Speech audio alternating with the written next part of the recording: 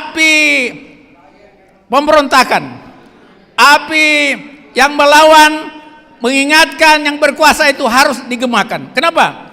DPR semuanya sudah bagian dari kekuasaan, tinggal rakyat ini. Kalau rakyat tidak bersatu, rakyat diam, maka akan semakin merajalela korupsi, kolusi, dan nepotisme. Dan itulah yang terjadi 10 tahun pemerintahan Jokowi. Tanpa masyarakat dilibatkan dan tanpa masyarakat berpartisipasi, akan sia-sia usaha dari Presiden Prabowo. Kenapa? Dia dilingkari oleh oligarki, dia dilingkari para pecundang, dia dilingkari para koruptor, dan semuanya harus kita bergerak untuk mengawal jalannya bangsa ini, jalannya negeri ini, agar negeri ini pada suatu saat akan menjadi negeri baldatun thayyibatun wa rabbun ghafur.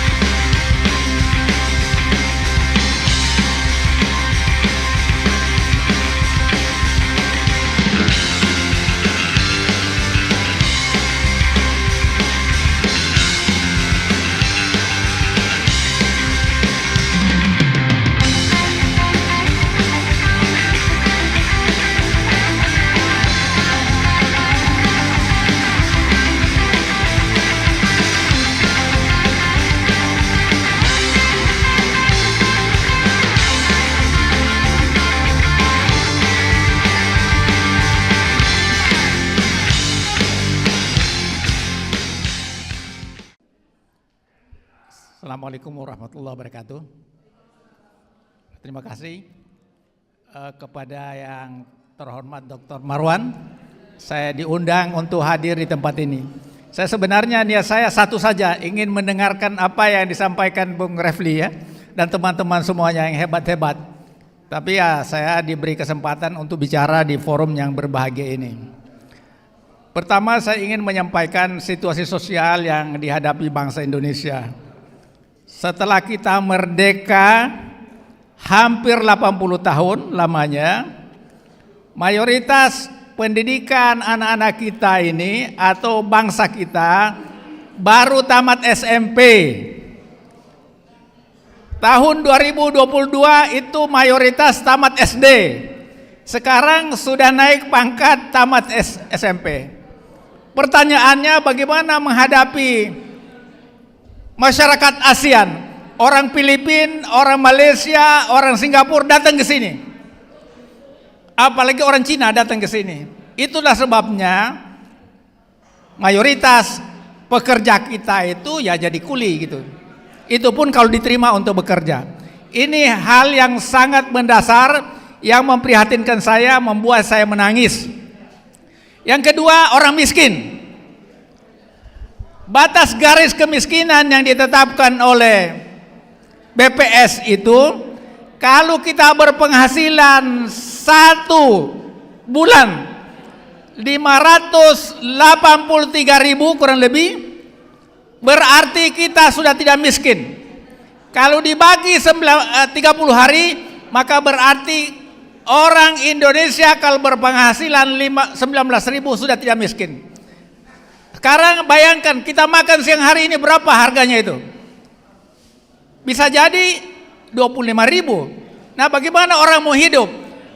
Dia punya anak, dia harus kontrak rumah, harus sekolah, harus bekerja. Jadi inilah penipuan besar yang dilakukan oleh BPS, yang tentu karena kemauan pemerintah. Kemudian Bank Dunia mengusulkan batas garis kemiskinan $3,2 per hari. Artinya kalau kita kali dengan kurs rupiah sekarang ini sekitar 50.000 lebih.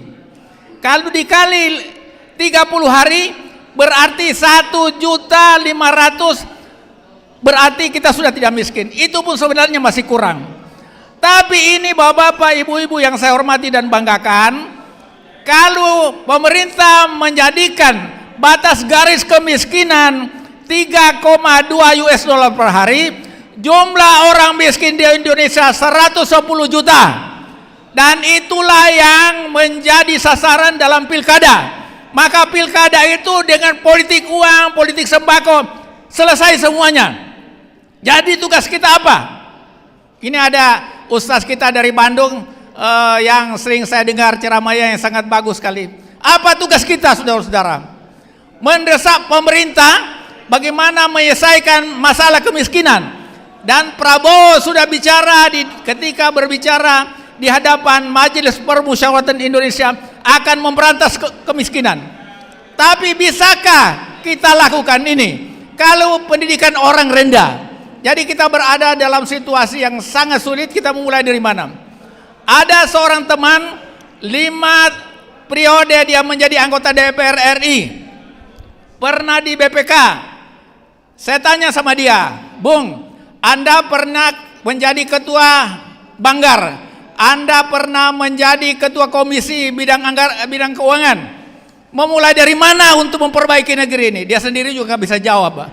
Saking sulitnya, saking complicated. Apalagi Jokowi yang bapak-bapak bicarakan hari ini, bukannya memperhatikan orang miskin, bukannya memperhatikan pendidikan, tapi justru dia angkat orang yang nggak tahu pendidikan. Nadiem itu justru nggak tahu pendidikan, tidak pernah tahu bagaimana pendidikan. Akhirnya Merdeka Belajar, suka-sukanya orang mereka belajar. Jadi teman-teman semuanya, ada di dalam hadis Nabi itu, idza wussidal amru ila ghairi ahli fantaziris sa'ah. Apabila suatu urusan itu diberikan pada yang bukan ahlinya, maka tunggulah kerusakan. Inilah kerusakan di negeri ini. Kita ngangkat Jokowi kan membuat Indonesia rusak. Jokowi mengangkat para menteri yang bukan ahlinya, tambah rusak Indonesia. Jadi bapak-bapak hadirin yang berbahagia, sekali lagi saya senang adanya kegiatan seperti ini. Kenapa? Karena api pemberontakan, api yang melawan, mengingatkan yang berkuasa itu harus digemakan. Kenapa?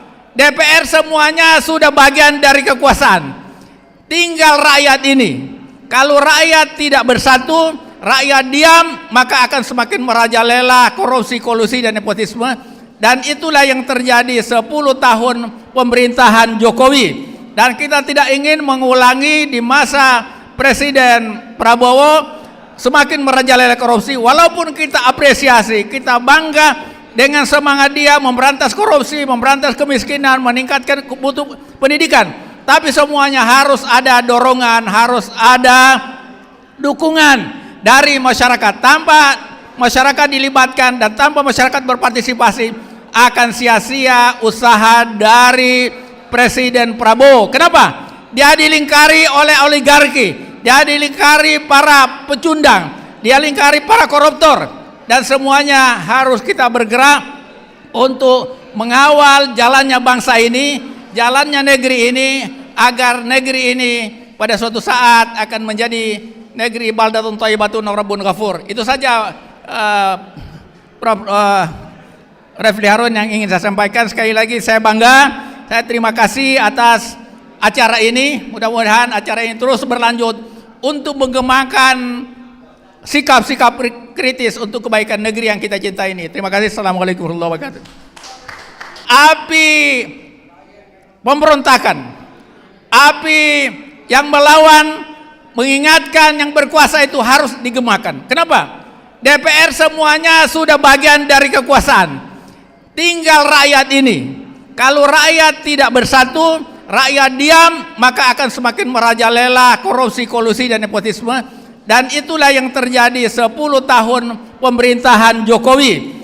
Dan kita tidak ingin mengulangi di masa Presiden Prabowo semakin merajalela korupsi. Walaupun kita apresiasi, kita bangga dengan semangat dia memberantas korupsi, memberantas kemiskinan, meningkatkan mutu pendidikan. Tapi semuanya harus ada dorongan, harus ada dukungan dari masyarakat. Tanpa masyarakat dilibatkan dan tanpa masyarakat berpartisipasi, akan sia-sia usaha dari Presiden Prabowo. Kenapa?